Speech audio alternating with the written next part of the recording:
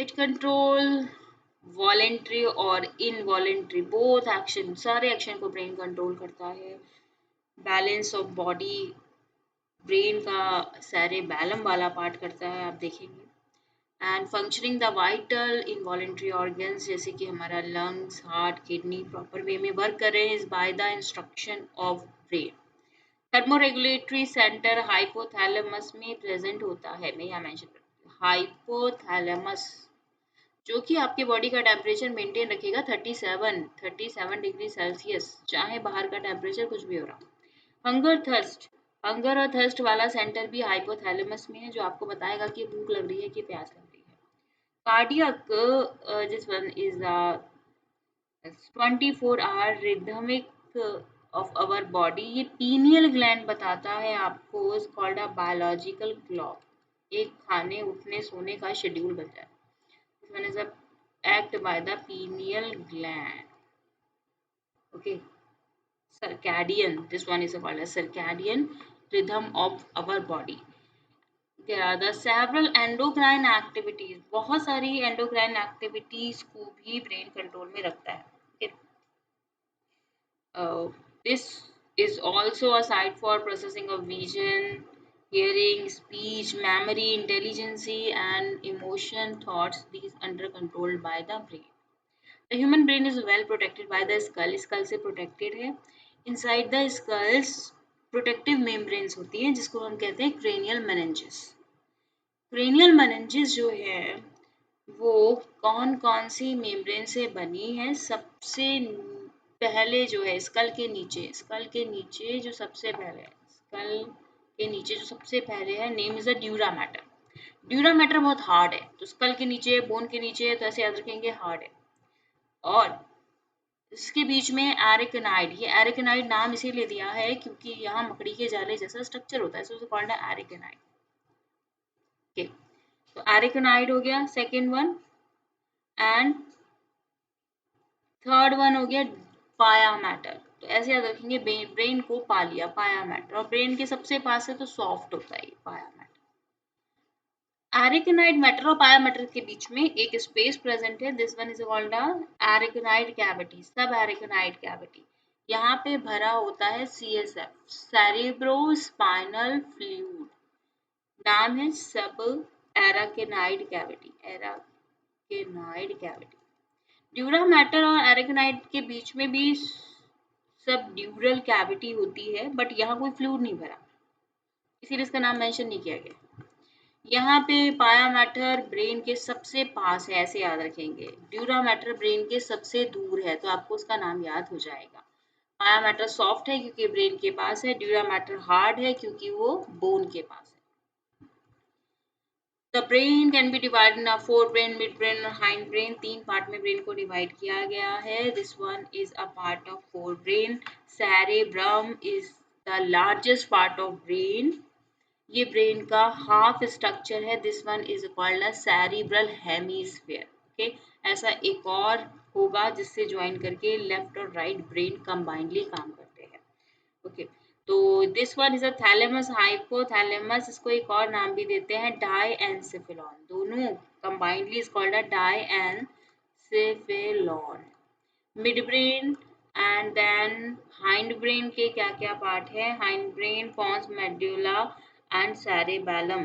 And this one is spinal cord, midbrain, pons और medulla को मिला के ब्रेन स्टेम का फॉर्मेशन होता है. It's called a brain stem. इसके बाद ये वाला पार्ट सेरेबेलम आपको दिखाई दे रहा है, second largest part. Corpus callosum, जो कि 2 सेरेब्रल हेमिस्फीयर को जोड़ने का काम करता है, लेफ्ट और राइट वाले को जोड़ने का काम करता है. यस, वन बाय वन इसके बारे में डिस्क्रिप्शन है. फोर ब्रेन के पार्ट हमने देख लिए. Then is a major part of human brain. ठीक है. Cleft divided by the cerebral longitudinal into a 2 half. Cerebral hemisphere के 2 हाफ्स होते हैं. The term is right cerebral hemisphere and the next one is left cerebral hemisphere. इन दोनों को जोड़ने का काम कॉर्पस कैलोसम करता है. इसके बाद cover the cerebral hemisphere is called the cerebral cortex. बाहर बाहर वाले पार्ट को सेरिब्रल कॉर्टेक्स बोला जाता है, अंदर वाले को मेड्यूला, इसीलिए इसका नाम है मेड्यूला ऑब्लंगाटा, बीच वाले पार्ट का, बाहर वाला पार्ट कॉर्टेक्स। कॉर्टेक्स वाला पार्ट जो है इसमें इनर फोल्डेड स्ट्रक्चर आपको दिखाई दे रहे हैं। इनर फोल्डेड स्ट्रक्चर के नाम भी है सल्कस और गायरी। गायरी जो कि अंदर गड्ढे हैं ऐसे याद रख लेंगे, दिस वन इज अ गायरी। गायरी ये चीज है, गायरी गहराई, गायरी। और सल्कस है बाहर वाली, सल्काय, सल्काय एंड गायरी। सिंगुलर फॉर्म में सल्कस बोल देते हैं। ठीक है, बाहर बाहर जो प्रेजेंट है वो ग्रे मैटर होता है ब्रेन में, और अंदर अंदर ब्रेन साफ होता है, यानी कि ब्रेन व्हाइट मैट्रिक्स का बना हुआ, व्हाइट कंटेंट का बना हुआ है। ठीक है, the neurons as the body has concentrated. अच्छा एक चीज और बताते हैं, जो कि ग्रे मैट्रिक्स है, ग्रे मैट्रिक्स है, grey matrix, grey matrix non myelinated neurons का बना हुआ होता है। तो ऐसे याद रखना है कि माइलिन शीट जो है वो व्हाइट कलर की है, इसीलिए ऐसा है। ग्रे मैट्रिक्स जो कॉर्टेक्स एरिया है ग्रे मैटर का बना हुआ, ग्रे मैटर का बना हुआ, they are the no myelin sheath. इनके न्यूरॉन में माइलिन शीट नहीं मिलेगी। और जो व्हाइट कलर का पार्ट है ब्रेन के मिड वाले मेड्यूला वाले पार्ट में, वहां पे माइलिन शीट मिलेगी, माइलिनेटेड न्यूरॉन का बना हुआ है। ठीक, तो cerebral cortex contain a motor area. Cerebral cortex वाले पार्ट में जनरली वॉलेंट्री वाली फंक्शन ही चलते हैं, आपका मोटर एरिया को कंट्रोल करने का एक्शन है। सेंसरी नर्व जो आती है वो भी वहां पर आती है। Large region that is neither clearly sensory, ना ही वो कंप्लीटली सेंसरी है एरिया फोर ब्रेन का, ना ही मोटर एरिया है, तो दोनों ही काम चल रहे होते हैं वहां पे। These region is called association area. Association area जहाँ पे दोनों का फंक्शन चल रहा होता है, this one is present in a parietal lobe, parietal lobe of brain. ठीक, एक बार ब्रेन के लोब भी कैटेगराइज कर लेते हैं। This one is a frontal, cerebrum is the largest part, इसको चार लोब में डिवाइड किया गया है। पहला frontal, temporal, this one is a temporal, temporal, and this one is a parietal जहाँ पे एसोसिएशन एरिया है, पैराइटल। और ये वाला पार्ट ऑसिपिटल, ऑसिपिटल जहाँ पे विजुअल एरिया है, विजुअलाइजेशन होता है। दिस वन एसोसिएशन एरिया हो गया, and the responsible of the function like intersensory association, memory and communications। तो ये एक ऐसा एरिया है जहाँ पे सेंसेशन ऑफ पेन पता चलेगा, एंड और कह सकते हैं हमें टच एंड टेस्ट का मेन पैराइटल एरिया यही है, interpretation category. Fibre are tracked are covered with the myelin sheath, myelin sheath से कवर है, and which constitute the inner part of the cerebral hemisphere. ये मैंने आपको बता दिया, जहाँ पे माइलिन शीट है वो इनर वाला पार्ट है, वो मेड्यूला वाला पार्ट है, जो कि व्हाइट कलर का दिखाई देता है। देखो यहाँ पे इन्होंने मेंशन किया हुआ, ठीक, तो they give an opaque white appearance layer, white matter बीच में है, and the cerebrum wrap around the structure called thalamus। cerebrum चारों तरफ से thalamus को अराउंड कर रहा है, रैप कर रहा है, which is a major coordinating center of the sensory and motor। thalamus जो है वो impulses को पास कराता है हाइपोथैलेमस से सेरेब्रम में, सेरेब्रम से हाइपोथैलेमस में, एक मीडिएटर की तरह काम करता है, रिले कराने का काम करता है इम्पल्सेस को। अनदर वेरी इंपॉर्टेंट, थैलेमस को कोई बहुत ज़्यादा बड़ा रोल नहीं है, सिर्फ इम्पल्सेस को ट्रांसफर कराने का रोल है, वो भी अपने आप में बड़ा रोल है। बट हाइपोथैलेमस बहुत सारे एक्शन को कंट्रोल करता है, जैसे कि आपको बताता है कि कब आपको भूख लग रही है, प्यास लग रही है, urge to eating, urge to hunger, okay, and drinking, and control the body temperature also। It is also contain a several group of neurosecretory cell। ये एक ग्लैंड की तरह काम भी करता है हाइपोथैलेमस, हार्मोन रिलीज करता है, पिट्यूटरी ग्लैंड को कंट्रोल करता है। पिट्यूटरी ग्लैंड हमारी मास्टर ग्लैंड है, but hypothalamus is the master of master gland. The inner part of the cerebral hemisphere, a group of associated deep structure is called the amygdala, hippocampus। Amygdala, hippocampus और hypothalamus मिलके limbic system को बनाते हैं along with the hypothalamus। ठीक है, तो ये limbic system का पार्ट हम कह सकते हैं कि अमेगडाला, हिप्पोकैम्पस, मैमलरी बॉडी भी होता है, मैमलरी बॉडी, मैमलरी ग्लैंड अलग चीज है, मैमलरी बॉडी भी होता है यहाँ पे। Form a complex structure called limbic system. Limbic system का काम क्या होता है? लिम्बिक सिस्टम का काम होता है आपकी एक्सप्रेशन देना। Okay, this one is an emotional reaction, expression, regulation of a sexual behavior. तो this one is a part of limbic system। तो लिम्बिक सिस्टम का नाम जैसे ही आएगा, अमेगडाला, हिप्पोकैम्पस है ही है। हिप्पोकैम्पस एक चीज और करता है, आपकी टेम्परेरी मेमोरी को परमानेंट मेमोरी में कन्वर्ट करता है। टेम्परेरी मेमोरी को परमानेंट मेमोरी में कन्वर्ट करता है। ओके, और लिम्बिक सिस्टम का भी पार्ट है। ऐसे ही हाइपोथैलेमस और भी काम कर रहे हैं, टेम्परेचर रेगुलेशन वगैरह, और लिम्बिक सिस्टम के साथ मिलके भी काम करता है। The regulation the sexual behaviour, expression of emotional reaction, excitement, pleasure and there is a fear, rage and motivation को कंट्रोल करने का काम करता है।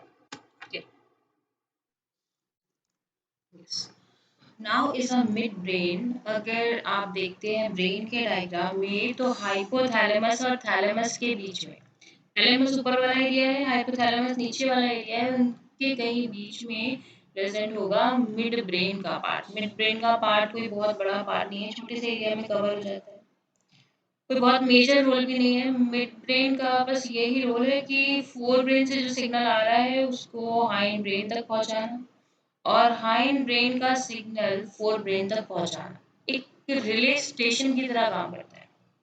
दो पार्ट है मिड ब्रेन में। पहला है सेरेब्रल एक्यूडक्ट। सेरेब्रल एक्यूडक्ट में आपको दिखा देती हूँ, डक्ट जैसा पोर्शन है जो सेरेबैलम की तरफ जा रहा होता है। ये this one is a duct like portion, cerebellum की तरफ जाने वाला ये डक्ट है। This one is called a cerebral aqueduct. Cerebral aqueduct चार और इसके नीचे चार लोब में बनने वाला स्ट्रक्चर, नीचे नहीं आएगा, इसके पास में चार लोब में बनने वाला स्ट्रक्चर कॉर्पस, कॉर्पोरा, क्वाड्रिजेमिना। दो पोर्शन है मिड ब्रेन के, सेरेब्रल एक्वेडक्ट को दिखा चुकी हूँ मैं आपको। दूसरा है dorsal portion. Mid brain consist of a mainly four rounded swelling और लोब्स, जिसको कॉर्पोरा, क्वाड्रिजेमिना कहते हैं। ऐसे चार लोब बने हुए। Okay, and next one hind brain. Hind brain में आप देखेंगे थ्री पार्ट से कंसिस्ट है। दिस वन इज पॉन्स, सेरेबैलम और medulla oblongata. Pons consist of a fiber जो कि interconnected है different region of the brain से। सेरेबैलम ये कॉन्वोल्यूटेड सरफेस का ऐसे बना हुआ, order to provide additional space for a more neurons, ऐसे कॉन्वोल्यूटेड स्ट्रक्चर है, मुड़ा मुड़ा से को कॉन्वोल्यूटेड बोलते हैं। The medulla of the brain is connected to the spinal cord. ये जो मेड्यूला वाला पार्ट है, लास्ट वाला पार्ट, ये स्पाइनल कॉर्ड से कनेक्टेड होगा। ठीक बात है। The medulla consist centre which control the respiration. Medulla तीन इंपॉर्टेंट इनवॉलेंट्री एक्टिविटी को कंट्रोल करता है। फर्स्ट वन रेस्पिरेटरी सेंटर यहाँ पे है, रेस्पिरेशन को कंट्रोल करता है medulla oblongata. Cardiovascular reflexes, cardio मतलब हार्ट, वेस्कुलर मतलब ब्लड वेसल्स, कब हार्ट बीट तेज करनी है, कब बढ़ानी है, कब ब्लड वेसल्स को डायलेट करना है, कब कॉन्स्ट्रिक्ट करना है, ये सारा डिसाइड करेगा मेडुला ऑब्लंगाटा। गैस्ट्रिक सीक्रेशन, जब आपने खाना खाया है तब आपके एंजाइम रिलीज होना स्टार्ट हो जाते हैं under control by the medulla oblongata. तीन मेजर इंपॉर्टेंट सेंटर याद रखेंगे, रेस्पिरेटरी, कार्डियोवास्कुलर और गैस्ट्रिक सीक्रेशन। एंड आगे चल के आई मीन तीन जो पार्ट हैं ब्रेन के, वो ब्रेन स्टेम बनाने का काम करती है। याद रखेंगे मिड ब्रेन, पॉन्स और मेडुला ऑब्लंगाटा। यहाँ देख सकते हो, देखो पॉन्स है ये, ठीक है, उससे ऊपर वाला पार्ट मिड ब्रेन है। यहाँ पे एक्यूडक्ट वाली चीज मैंने आपको दिखाई थी। ओके, सेरेब्रल एक्यूडक्ट यहाँ पे निकल के जा रही थी। मिड ब्रेन वाला पोर्शन यहाँ भी है। तो मिड ब्रेन, पॉन्स और मेड्यूला मिलके ब्रेन स्टेम का फॉर्मेशन करते हैं। याद रखेंगे इस चीज, इंपॉर्टेंट है। नीट में पहले से क्वेश्चन आया हुआ है ब्रेन स्टेम से। ब्रेन स्टेम आगे चल के क्या बना रही है, स्पाइनल कॉर्ड बना रही है। Brain stem form the connection between a brain और स्पाइनल कॉर्ड के बीच का connection. What is a meaning of reflex action? Reflex action sudden होने वाले एक्शन है, इनवॉलेंट्री एक्शन है, which one is under controlled by the spinal cords. कुछ reflex action होते हैं जो सैरेब्रल रिफ्लेक्सेस है, तो उनके बारे में हम एक्सेप्शन केस में पढ़ेंगे। तो withdrawal of the year body आपकी बॉडी को प्रिवेंट करने के लिए, बचाने के लिए रिफ्लेक्स एक्शन होते हैं which come in the contact with the object. जैसे आप हॉट ऑब्जेक्ट के कांटेक्ट में आए, कोल्ड के ऑब्जेक्ट के कांटेक्ट में आए, ये तो क्या होगा, सडनली अपने हाथ पैर जो भी है उसको विड्रॉ कर लेंगे, पीछे हटा लेंगे। तो this one is non thinking process. Scary और पॉइजनस किसी कंडीशन में ये अपने आप काम करने लगते हैं। The entire process of the response to a peripheral nervous system stimulation. तो मेनली प्रोसेस क्यों की जा रही है, पेरिफेरल नर्वस सिस्टम को स्टिमुलेट करने के लिए, आपके हाथों और पैरों को झटका देने के लिए कह सकते हैं। इनवॉलेंट्री है, विदाउट कॉन्शियस एफर्ट, ब्रेन को उसमें थिंकिंग की जरूरत नहीं है। थॉटलेस कह सकते हैं हम इसको। Require the involvement of the part of the central nervous system. Central nervous system की भी जरूरत, यहाँ पे ब्रेन की जरूरत नहीं है कह सकते हैं। ब्रेन के पास एक सिग्नल पहुंचेगा रिफ्लेक्स एक्शन हो जाने के बाद कि ऐसा हुआ है। The reflexes pathway comprises at least of one efferent neurons. Efferent neuron लेके जाने वाले न्यूरॉन कहाँ लगे होते हैं, रिसेप्टर पे लगे होते हैं, आपके सेंसरी ऑर्गन पे लगे होते हैं। एक न्यूरॉन्स आपको चाहिए, एक न्यूरॉन का कलेक्शन आपको चाहिए मोटर का, जो कि सिग्नल को लेकर आएगा। Okay, and the efferent neuron receive the signal from the sensory organ, ये बात हम पहले कर चुके हैं। Transmit the impulses via dorsal nerve root into the CNS. Mainly dorsal root of ganglia present होता है स्पाइनल कॉर्ड के बीच वाले पार्ट में, जहां ग्रे मैटर भरा होता है। ये स्पाइनल कॉर्ड है, ये स्पाइनल कॉर्ड है। ओके,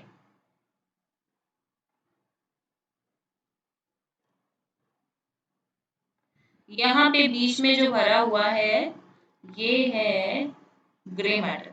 ग्रे मैटर में ऐसे न्यूरॉन मिलते हैं, इनका नाम मेंशन कर देती हूँ मैं। ग्रे मैटर में ऐसे न्यूरॉन मिलते हैं जिनका नाम है रिले न्यूरॉन और इंटरकनेक्टेड न्यूरॉन। रिले न्यूरॉन और इंटरकनेक्टेड न्यूरॉन ये क्या करते हैं, जो सेंसरी नर्व आई है उसको मोटर नर्व से जोड़ देते हैं। So interconnected neurons only found in dorsal root of ganglia. ये वाले पार्ट को बोलते हैं dorsal root of ganglia. This one is only found in a mid part of the spinal cord. The afferent neuron then that carries a signal from the CNS to the effector तक लेके आने वाली nerve को हम efferent nerve बोलते हैं। The stimulus and response thus form a reflex R.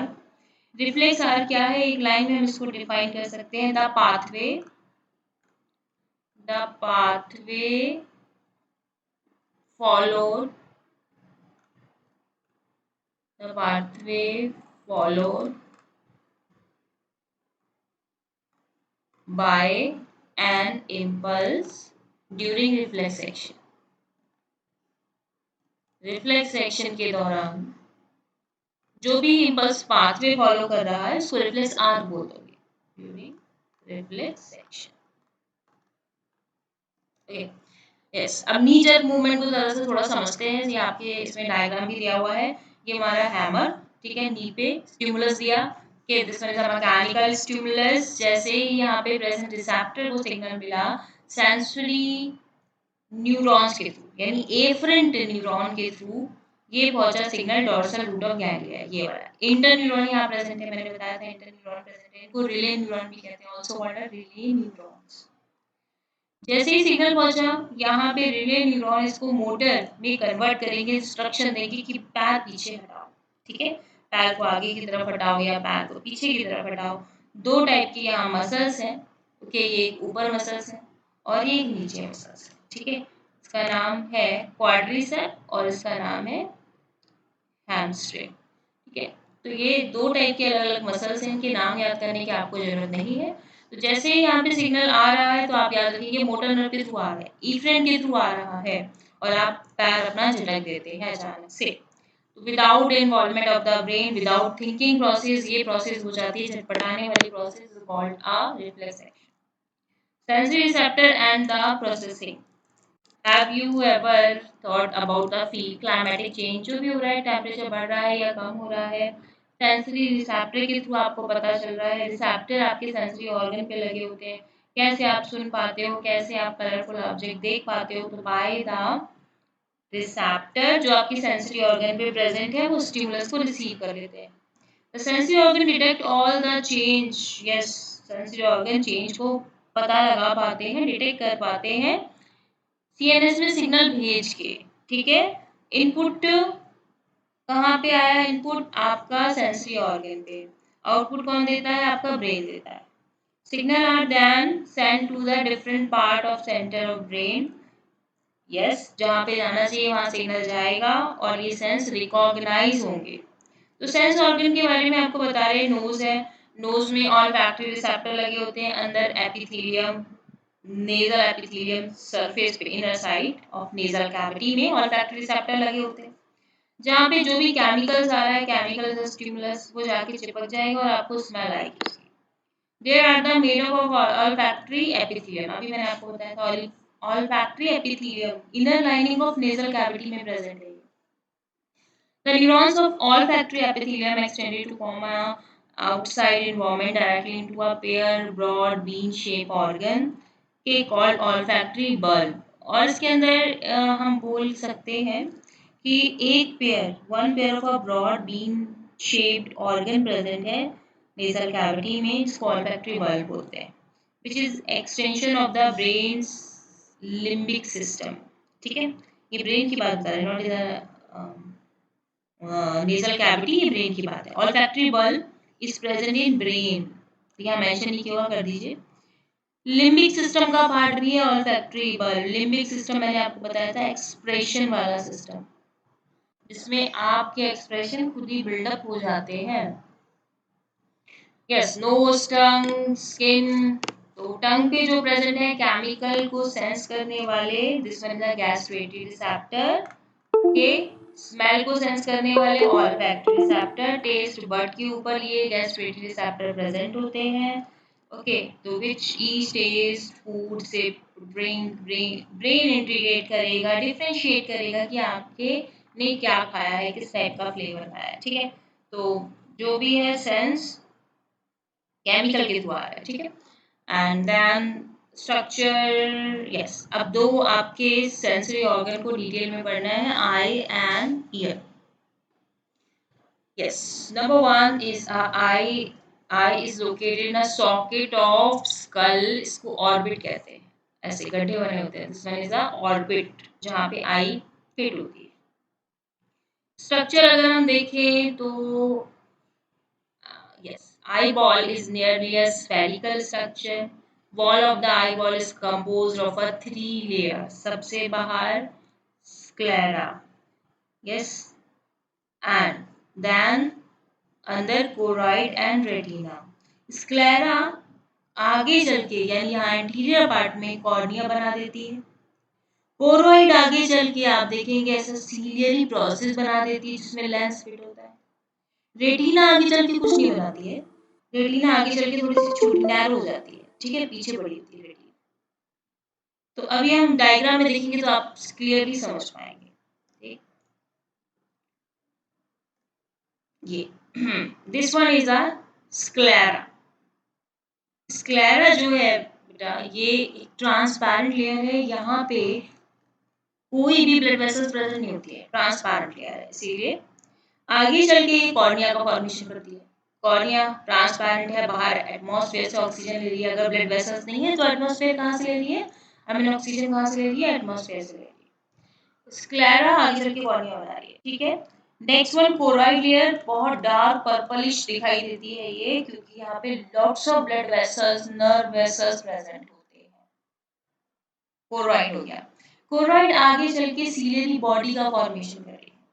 Ciliary body पे जो फिंगर लाइक प्रोजेक्शन लगे होते हैं, इसको सीलियरी प्रोसेस कहा जाता है. Ciliary process, ciliary process.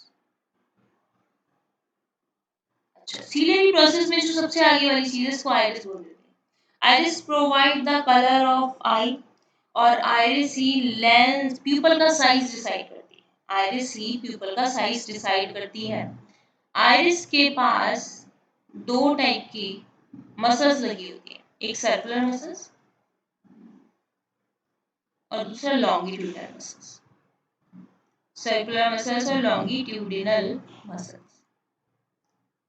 Okay, जब लाइट ज्यादा पड़ेगी, जब लाइट बहुत ज्यादा तेज होगी, तब क्या होता है, पीपल का साइज छोटा हो जाता है। पीपल का साइज छोटा होने का मतलब है कि आइरिस रिलैक्स हो रहा है। ठीक है, या फिर हम ऐसे भी समझ सकते हैं, जब हम कोई दूर का ऑब्जेक्ट देख रहे होते हैं तो क्या होता है, आइरिस का साइज छोटा होता है। जब हम कोई पास का ऑब्जेक्ट देख रहे होते हैं तो आइरिस यानी पीपल का साइज, जब हम कोई पास का ऑब्जेक्ट देख रहे होते हैं तो पीपल का साइज बड़ा हो जाता है, पीपल साइज इंक्रीज। तो पीपल का साइज इंक्रीज होने के लिए इन मसल्स को सिकुड़ना पड़ेगा, कॉन्ट्रैक्ट होना पड़ेगा। सर्कुलर मसल्स काम कर रही होती है, कॉन्ट्रैक्ट हो रहा होता है, ये ऐसे याद रखेंगे। कॉन्ट्रैक्ट होने के लिए ऊपर जाना पड़ेगा और पीपल का साइज बढ़ जाएगा। तो जब आप पास का ऑब्जेक्ट देखेंगे नियर, तो पीपल का साइज बड़ा होता है। इसीलिए लगातार कोई चीज को पास से देखने पे आंखें थकान महसूस करती है। क्यों थकान महसूस कर रही है? क्योंकि ऊपर की तरफ खींचे रहना पड़ता है आइरिस को, ताकि पीपल का साइज बड़ा रह सके।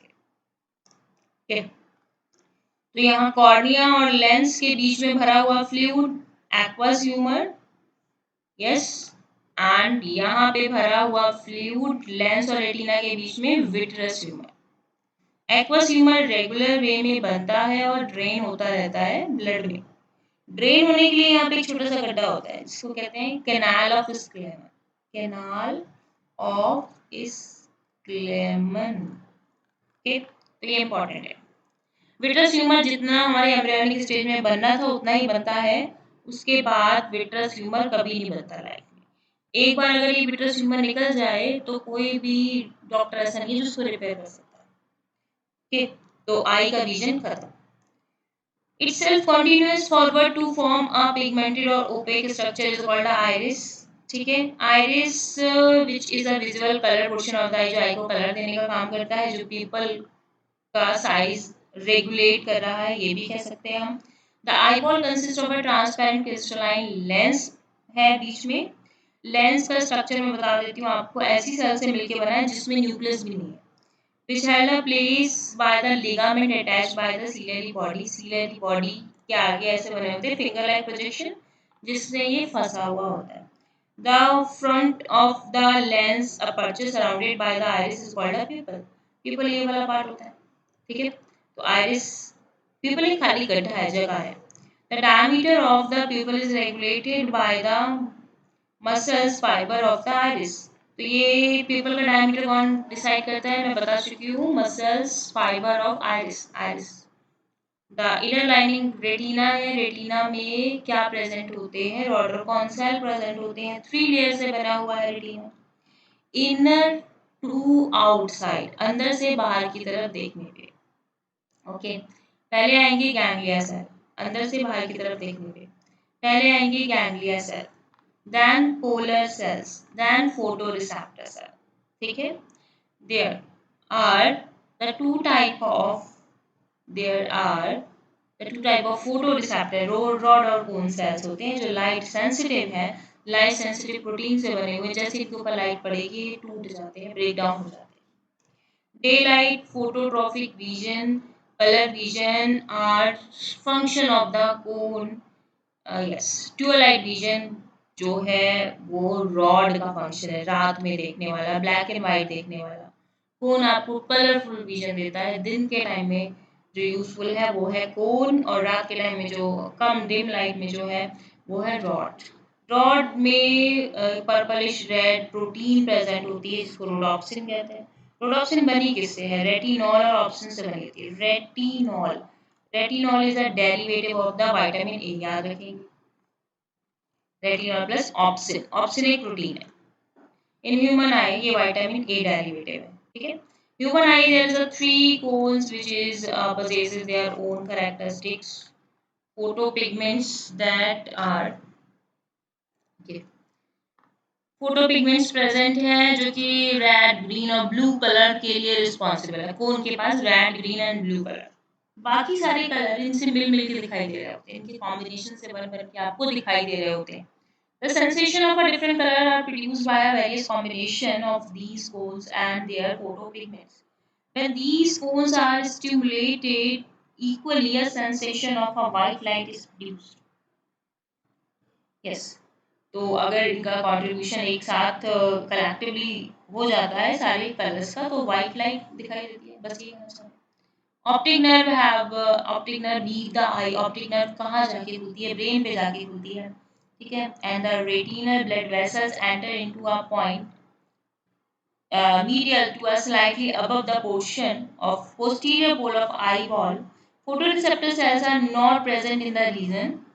There is a called a blind spot. देखिए यहाँ पे दिखाते हैं, जहाँ पे रॉडर कोन प्रेजेंट नहीं होते उनको, उस वाले एरिया को ब्लाइंड स्पॉट कहते हैं। ये देखो यहाँ पे रॉडर कोन प्रेजेंट नहीं है, अगर यहाँ पे इमेज बनती है तो कुछ नहीं दिखाई देगा। तो इमेज यहाँ पे बनती नहीं है, इमेज बनेगी आपकी फोबिया पे। फोबिया सेंट्रालिस बोलते हैं इसको, और येलो पॉइंट बोलते हैं, yellow spot, yellow spot and fovea centralis एक ही बात है। And next one, there the posterior poles of the eye lateral is a blind spot, there is a yellowish pigment spot is called a macula lutea भी कहते हैं phobia को, ठीक है। यहाँ पे लिखा हुआ है macular lutea with a central pit is called a fovea. Fovea का मतलब होता है कहीं डिप्रेशन टाइप का होना, गड्ढा होना, इज कॉल्ड अ फोबिया। तो ये चीज है मैक्यूला, पूरे पोर्शन को मैक्यूला बोलो, मैक्यूलर ल्यूटिया। और ये जो गड्ढा डिप्रेशन टाइप का है इसको हम बोलेंगे fovea. Fovea thin out portion of the retina, जहाँ पे इमेज बनती है। The fovea is a thin, पतली सी out portion of the retina where is only a cone are dense pack, जहाँ पे बहुत सारे कोन्स प्रेजेंट होते हैं। This is a point where the visual activity resolution properly दिखाई देता है। And the space between a cornea and lens is aqueous chamber, जहाँ एक्वस ह्यूमर भरा हुआ होता है, फ्लूइड थिन फ्लूइड है, रेगुलर बनता है, ड्रेन होता है, मैं बता चुकी हूँ आपको। एंड लेंस और रेटिना के बीच में विट्रस चेंबर है, जहाँ पे विट्रस फ्लूइड भरा होता है, ट्रांसपेरेंट जेल जैसा फ्लूइड है। इस मैकेनिज्म कैसे होगी इसकी, तो आप देखेंगे कि जो लाइट है, विजुअल लाइट है, वो जाके पड़ेगी रेटिना पे, और रॉड आई मीन जो रॉड सेल्स हैं वो रेटिनॉल और ऑप्सिन में ब्रेक डाउन हो जाएंगे, क्योंकि ये फोटो सेंसिटिव पिगमेंट्स है। जैसे ही ये रॉ रेटिनॉल और ऑप्सिन में टूट जाते हैं तो क्या जनरेट करते हैं? एक एक्शन पोटेंशियल जनरेट करते हैं। एक पोटेंशियल डिफरेंस जनरेट हो जाएगा फोटो रिसेप्टर सेल पे। ये सिग्नल पहुंचेगा, generate the action potential in ganglia cell. Ganglia cell के पास कैसे पहुंचा? By the polar cell. Polar cell bipolar cells होती है, बायपोलर न्यूरॉन्स वहां पे प्रेजेंट होते हैं जो सिग्नल को लेके जाएंगे गैंग्लिया में। गैंग्लिया सेल जो है, गैंग्लिया का मतलब होता है ग्रुप ऑफ न्यूरॉन्स, बहुत सारे न्यूरॉन्स एक साथ है, called ganglia. Optic nerve to the visual, ठीक है। तो ये ऑप्टिक नर्व पहुंचेगी विजुअल कॉर्टेक्स एरिया में, जहाँ पे ये जो नर्व है वो एनालाइज होगी और इसका रिकॉग्निशन होगा। ओके, कि आपने क्या देखा था अर्लियर मेमोरी के बेसिस पे, जो आप पहले देख चुके हैं उसके बेसिस पे क्या होगा? Recognisation of the nerve. Yes, ear pinna and external auditory meters. External auditory canal actually ear का जो structure होता है वो इस तरीके से बन रहा होता है. This one is a ear pinna and then this one is a external auditory canal, ऐसे अंदर जा रही होती है, and वे यहाँ पे टिम्पैनम लगा होता है, और यहाँ से शुरू हो रहे होते हैं तीन बोन, मैलस, इनकस और स्टेपीज। मैलस, इनकस और स्टेपीज को मिस से याद कर सकते हो आप, और ये ऑसिलेशन का काम करती है, जो भी एयर की वाइब्रेशन है उसको बढ़ा देती है। यस, एयर पिन्ना कलेक्ट कर रहा है वाइब्रेशन को, साउंड वाइब्रेशन को एयर से, which produce a sound. The external ऑर्डरी मीटर्स, यानी कि ये जो एक्सटर्नल ऑर्डरी कैनाल है, इनवर्ड एंड एक्सटेंडेड, अंदर तक जारी होती है up to the tympanic membrane तक। टिम्पैनियम भी कहते हैं इसको, एयर ड्रम भी कहते हैं। इस पूरी एक्सटर्नल ऑर्टरी कैनाल में छोटे छोटे हेयर लाइक स्ट्रक्चर प्रेजेंट होते हैं। एक्सटर्नल ऑर्टरी मीटस भी कह सकते हो, कैनाल भी कह सकते हैं। They have very fine hair हो गया, वैक्सी सिक्रेशन होगा, वैक्स का सिक्रेशन हो रहा होता ताकि ट्रैप हो सके हर डस्ट पार्टिकल, इंसेक्ट और जितने भी फॉरेन पार्टिकल एयर के अंदर आ रहे हैं। Skin of the pinna and the wax secreting gland in the skin of pinna and the meatus यानी अंदर external artery canal में secrete हो रही है। The tympanic membrane is composed of the connective tissue, ये चीज को अंडरलाइन कर लेंगे। Tympanic membrane is composed of the connective tissue covered with the skin outside and with the mucous membrane inside। तो जो टिम्पैनियम की मेम्ब्रेन है वो कनेक्टिव टिश्यू की बनी हुई है और अंदर से जो लाइनिंग है वो म्यूकस की है ये, और पूरी वैसे जो लेयर बनी है वो कनेक्टिव टिश्यू की बनी है, अंदर से म्यूकस की है। This one is a mucus layer. Okay, this one is ear pinna, external auditory canal, tympanic membrane. ये मिस से याद करने के लिए कहा था, malleus and incus stapes. Step is the smallest bone in our body, smallest। stapes directly Oval window से जुड़ी हुई होती है। यह है यूस्टेशियन ट्यूब। यूस्टेशियन ट्यूब आपके प्रेशर को, ईयर के अंदर का और बाहर का प्रेशर मेंटेन करने का काम करती है।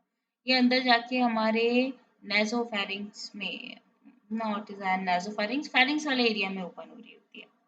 तो एयर को ना 3 पार्ट में डिवाइड किया गया है। एक्सटर्नल एयर का पार्ट आ जाएगा air pinna, external auditory canal और टिम्पैनिक मेम्ब्रेन, 3 पार्ट आ जाएंगे। एंड देन मिडल एयर के पार्ट आते हैं मैलस, इनकस, स्टेपीज और यूस्टेशियन ट्यूब। ये पूरे का एक पार्ट है, 3 बोन, और ये second part Eustachian tube. Internal air का जो पार्ट है कॉक्लिया, कॉक्लिया और ये सेमी सर्कुलर कैनाल्स होती है, सेमी सर्कुलर कैनाल। ओके, इसको semi circular canal, semi circular canal है। And this one is a vestibular apparatus, vestibular apparatus, vestibular apparatus. ठीक है, तो ये 3 पार्ट जो है वो आपके इंटरनल एयर के हैं, cochlea, vestibular apparatus and semi circular canal. यहाँ पे मेंशन भी किया हुआ है मिडल एयर का part malleus, incus, steppes.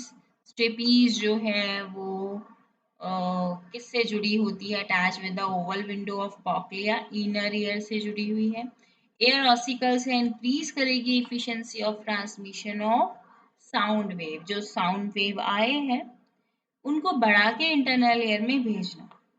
Eustachian tube middle ear का ही पार्ट है, कैविटी जो फेरिंग्स में जाके ओपन हो रही है, बताया था मैंने आपको, जो प्रेशर को इक्वल करने का काम करेगी either side of eardrum के अंदर और बाहर। And the fluid filled inner ear is called a labyrinth, अंदर इनर एयर फ्लूइड से भरा हुआ है। okay. एक है बोनी लेब्रिंथ, जो बोन के अंदर फ्लूइड भरा होगा उसको बोनी लेब्रिंथ बोल देते हैं। जो अंदर मेम्ब्रेन के अंदर प्रेजेंट है उसको बोलते हैं मेम्ब्रेन लेब्रिंथ। ओके, तो यहाँ पे आप देखेंगे 2 पार्ट में है, बोनी लेब्रिंथ और membranous labyrinth. Bony labyrinth series of a channel, अभी डायग्राम देख के पता चलेगा। Inside of the channel lies membrane labyrinth which is surrounded the fluid is a perilymph. जो मेम्ब्रेन लेब्रिंथ है, जो बाहर बाहर है उसको पेरिलिम्फ बोल देते हैं, जो अंदर अंदर है उसको बोलेंगे आपका एंडोलिम्फ। ठीक है, तो यहाँ पे मेंशन किया हुआ है। ठीक है, the membranes labyrinth is a fluid field is called a endolabyrinth। okay, next one, the coil portion of the labyrinth is called a cochlea। cochlea ऐसे गोल गोल घुमा हुआ दिखाई देगा। The membrane consists of a cochlea, the Reisner membrane, membrane के नाम है, सबसे पहले Reisner membrane। ओके, देन उसके बाद है आपकी बीच वाली मेम्ब्रेन जिसको हम कहते हैं media. Okay, this one is the ये रेसनर, ऊपर ऊपर है, रेस से याद कर लेंगे, रेसनर मेम्ब्रेन, रेसनर मेम्ब्रेन। ठीक है, अब इसके नीचे वाली जो मेम्ब्रेन है ना, इसको हम बोलेंगे बेसमेंट मेम्ब्रेन। ओके, बेसिलर से याद कर लेंगे, बेसिलर मेम्ब्रेन। ओके, बीच में यहाँ पे जो है, ओके, यहाँ पे जो प्रेजेंट होता है वो होता है ऑर्गन ऑफ कॉटाई, जिसपे हेयर लाइक स्ट्रक्चर होते हैं बीच वाली मेम्ब्रेन पे। ठीक है, अभी मेम्ब्रेन का नाम देखते हैं कहाँ पे लिखा हुआ है, डायग्राम से क्लियरली आपको समझ में आएगा। Okay, तो बेसिलर मेम्ब्रेन के ऊपर प्रेजेंट होता है ऑर्गन ऑफ कॉटाई। एंड ये देखिए बेसिलर मेम्ब्रेन है ना, ये this one is a basilar membrane. Basilar के ऊपर चिपका होता है ऑर्गन ऑफ कॉटाई। डायग्राम से समझते हैं इस चीज को।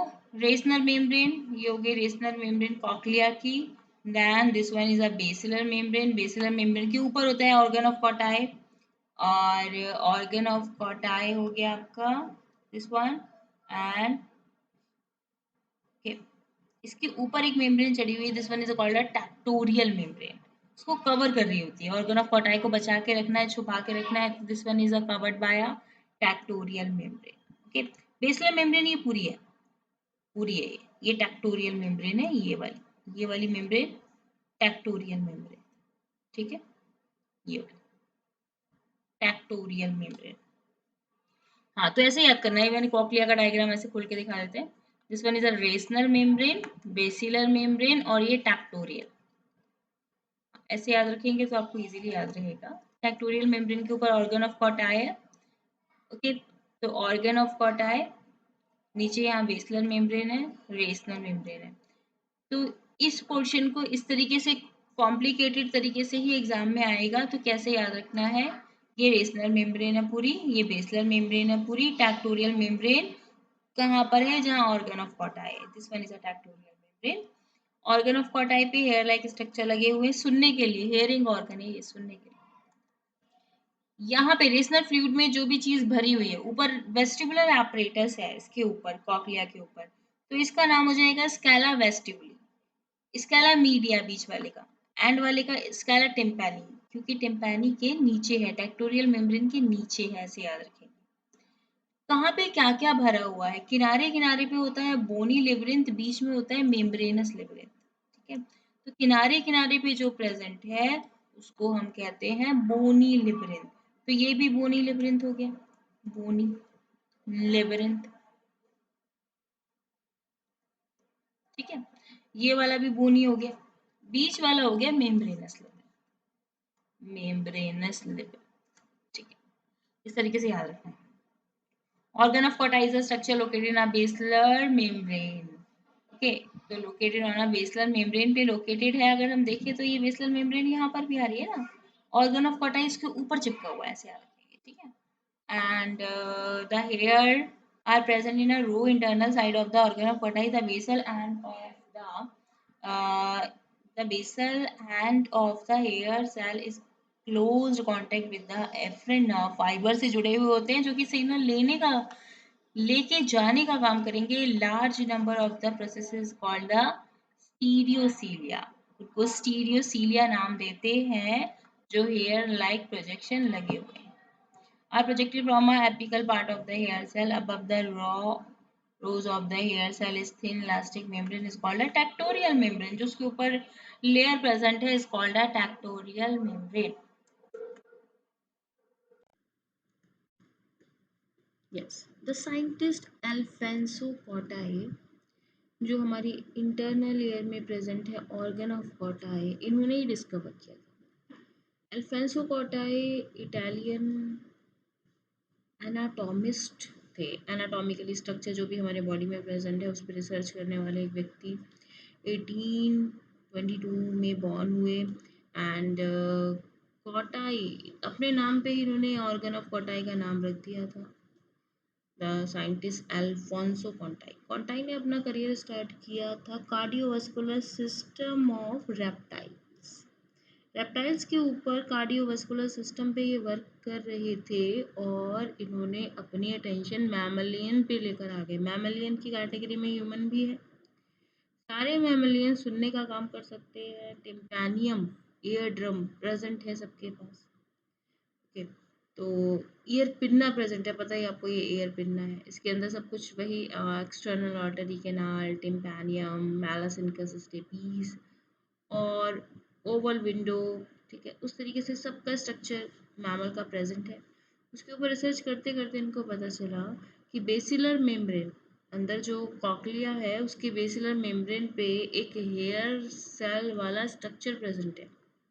इसको उन्होंने नाम दिया ऑर्गन ऑफ कॉटाई, जो साउंड वाइब्रेशन को इम्पल्स में कन्वर्ट कर देता है, जो साउंड वाइब्रेशन को इम्पल्स में कन्वर्ट कर देता है। ठीक है, तो ये सन भी यहाँ पे मेंशन है, 1888 में ये डेड हो गए थे एंड 1822 टू 1888 तक इनका लाइफ स्पैन चला। नेक्स्ट, अब ये काम कैसे करता है, जो पूरा हमने पढ़ा कॉकलिया, कॉकलिया के अंदर क्या क्या हो रहा है, और कॉकलिया के ऊपर जो प्रेजेंट थे 3 सेमी सर्कुलर कैनाल के, and this one is the vestibular apparatus। कि इसमें क्या क्या मिल रहा था, ध्यान से देखेंगे इस चीज को। ये लास्ट वाली जो सेमी सर्कुलर कैनाल थी, इसमें आगे का पोर्शन फूला हुआ था, और कहीं भी आगे का पोर्शन या कोई भी पोर्शन अगर कहीं फूला हुआ होता है उसको एम्प्यूला बोलते हैं, एम्प्यूला। ओके, तो यहाँ से स्टार्ट करें। इन inner ear also contain a complex system is called a vestibular apparatus। Okay, located above the cochlea, cochlea के ऊपर मिलने वाला ये structure vestibular apparatus। Vestibular apparatus में क्या क्या चीजें मिलती है, this one is completely is a vestibular apparatus। Vestibular apparatus में क्या क्या चीजें मिलती है, 3 सेमी सर्कुलर कैनाल मिल रही है। ठीक है, otolith, macula is a sensory part of the saccule और यूट्रिकल्स। यहाँ पे 2 गोले पड़े होते हैं, दिस वन इज यहाँ पे ये वाले एरिया में, एक को बोल दो मैक्यूला, एक को बोल दो सैक्यूल और दूसरे को बोल दो यूट्रिकल। यहाँ पे मेंशन कर देते हैं, एक है सैक्यूल, दूसरा है यूट्रिकल, ऐसे। ओके, सैक्यूल और यूट्रिकल ये वाले पार्ट में पड़े हुए हैं। ये बहुत इंपॉर्टेंट क्वेश्चन है, हर साल इससे क्वेश्चन रिपीट होता है। दिस वन इज अ, ऊपर वाले को बोल दो सैक्यूल और नीचे वाले को बोल दो यूट्रिकल्स। सैक्यूल और यूट्रिकल वाला एरिया के, और ये जो सेमी सर्कुलर कैनाल का ये वाला जो पार्ट था, एम्प्यूला वाला पार्ट, ये आगे कहीं मेंशन किया होगा इन्होंने, ये मिलके कुछ बना रहे होते हैं। This one is called a otolith. Okay, तो ओटोलिथ क्या करता है, ओटोलिथ ये बॉडी बैलेंस करने का काम करता है, लिख देते हैं बॉडी बैलेंस, बॉडी बैलेंस। तो इंटरनल एयर आपकी बॉडी बैलेंस करने का भी काम करते हैं। Macula is the sensory part of saccule and utricle. Macula is a sensory part of saccule और यूट्रिकल, इस चीज को अंडरलाइन करेंगे। Each semi circular canal lie in a different plane at the right angle to each other. ठीक है, right angle to each other चलती हुई जा रही है। The membranous canal is suspended in a perilymph. Membranous canal यानी कि membrane वाली कैनाल जो है वो है पेरीलिम्फ के of the bony canal. Membranous canal are suspended in perilymph. Membranous canal इस सस्पेंडेड का मतलब है अंदर ढसी हुई है। मेम्ब्रेनस कैनाल अंदर है, बोनी कैनाल बाहर है, ये बात हम पहले भी डिस्कस कर चुके हैं। जो बाहर है उसको बोल दो पेरीलिम्फ, जो अंदर है उसको बोल दो एंडोलिम्फ। पेरीलिम्फ को आप बोनी लिम्फ भी कह सकते हो क्योंकि ये बोन के अंदर है, बोनी लिम्फ। और जो मेम्ब्रेन के अंदर है उसको एंडोलिम्फ भी कह सकते हो और मेम्ब्रेनस लिम्फ भी कह सकते हो, endolymph. The base of canal is, the base of canal is solid, बताया तो फूली हुई सी है, is called the ampulla, which contains a projecting ridge is called the crista ampullaris। Okay, so which contain a projecting ridge is called the ampulla, this one is called the crista ampullaris, which has the hair cells. The saccule utricle contain a projection ridge is called the macula। Okay, तो इस वाले portion को हमने क्या बोला था? इस वाले पोर्शन को बोला था हमने मैक्यूला। इन दोनों को बोला था मैक्यूला। ओके, मैक्यूला के अंदर सैक्युलर वेंट्रिकल्स, यूट्रिकल्स दोनों आते हैं। ओटोलिथ मैंने क्या बताया था आपको कि फूला हुआ पार्ट एम्प्यूला प्लस मैक्यूला मिलके ओटोलिथ बना रहे होते हैं। अभी यही चीज आगे है, लिखी हुई मिलेगी आपको। मैक्यूला ऐसे लिख दो और ये बना दो ओटोलिथ। ठीक है। The crista and macula are specific receptor of the vestibular apparatus. Crista and, वही जो फूला हुआ पार्ट था, एम्पुलरी पार्ट, उसका नाम है क्रिस्टा। तो हम कह सकते हैं एम्पुला या फिर क्रिस्टा भी याद कर सकते हो। और मैक्यूला, मैक्यूला में दोनों आ जाते हैं, सैक्यूल और यूट्रिकल। तो ये मिलके specific receptor of the vestibular apparatus responsible for a maintaining of body balance of the body posture. तो याद रखना है आपको, ये जो नीचे भरे हुए हैं सैक्यूल और यूट्रिकल, इनको मैक्यूला कह देते हैं। This one is called a macula. और जो ऊपर फूला हुआ पार्ट है एम्पुलरी वाला पार्ट जो है उसका नाम है क्रिस्टा एम्पुलरी। तो क्रिस्टा यहाँ वर्ड लिखा हुआ है, पूरा नाम है क्रिस्टा एम्पुलरी। और मैक्यूला मिलके बॉडी का बैलेंस कर रहे होते हैं। वेस्टिबुलर एपरेटस का स्पेसिफिक पार्ट है जो बॉडी बैलेंस और पोस्चर मेंटेन करने का काम करेंगे। ओके, मैकेनिज्म ऑफ हियरिंग देखेंगे कैसे सुना जाता है। How does the air convert a sound wave into a internal impulse. Okay, sense करने के बाद ही सेंसरी ऑर्गन है, कैसे साउंड वेव को ब्रेन तक ले जाके रिकॉग्नाइज करा रहे हैं कि क्या बोला गया है। External ear receive the sound wave, ठीक बात है, direct them to the eardrum तक पहुंचा दिया। एयर ड्रम में वाइब्रेशन कॉज हुआ, इस वाइब्रेशन से साउंड वेव बनी and these vibration are transmit through the, किसके थ्रू जाएंगे, एयर ऑसिकल्स होती है, मैलस इनकस स्टेपीज। ऑसिकल ये इसकी फ्रीक्वेंसी को और ज़्यादा बढ़ा देती है, वाइब्रेशन को और ज़्यादा बढ़ा देती है। ये लास्ट वाली जो स्टेपीज होती है वो ओवल विंडो से डायरेक्टली कनेक्ट होती है, हमने देखा था। The vibration are pass through the oval window, oval window पे वाइब्रेशन गई। एक बार अगर वाइब्रेशन चली गई तो क्या है, उसके अंदर जो प्रेजेंट फ्लूइड है, जो भरा हुआ है इंटरनल एयर में, कॉक्लिया वाले पार्ट में, वहां पे वाइब्रेशन वेव क्रिएट्स हो जाएगी क्योंकि मीडियम चेंज हुआ है। Where they generate a wave in lymph, वही पैरी लिम्फ भरा हुआ था, एंडो लिम्फ भरा हुआ था, पहले जाएगी ये पैरी लिम्फ में, उसके बाद